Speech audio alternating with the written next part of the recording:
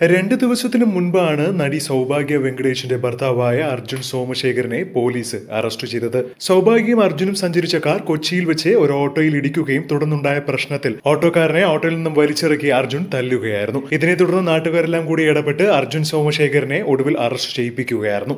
അർജുന്റെ പേരിലാണ് തെറ്റെന്നാണ് ഓട്ടോക്കാരനും വീഡിയോയിൽ പറയുന്നത് കേൾക്കാം. അർജുനെ പുറത്തിറക്കാൻ ശ്രമിച്ചിട്ടും പുറത്തിറക്കാൻ പറ്റിയില്ല എന്നൊക്കെ വാർത്തകൾ വന്നിരുന്നു.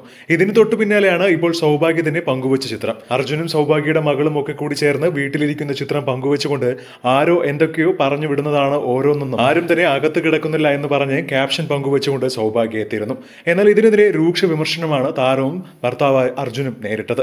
കണ്ടവനെയൊക്കെ അടിക്കാൻ നിന്നാൽ ഇങ്ങനെ ഇരിക്കുമെന്നും, അല്ലെങ്കിൽ തന്നെ ഒരു സാധാരണക്കാരനെയൊക്കെ അടിക്കാൻ നിങ്ങളൊക്കെ ആരാണ് എന്നൊക്കെയുള്ള ചോദ്യങ്ങളായിരുന്നു ഒരുപാട് പേർ. എന്നാൽ സൗഭാഗ്യ പറഞ്ഞ മറുപടി ഇപ്രകാരമായിരുന്നു: സാധാരണക്കാരനോ പണക്കാരനോ ഇല്ല, തെറ്റ് ചെയ്താൽ ശിക്ഷിക്കപ്പെടും. അത് തന്നെയാണ് ഇപ്പോൾ ചെയ്തത്.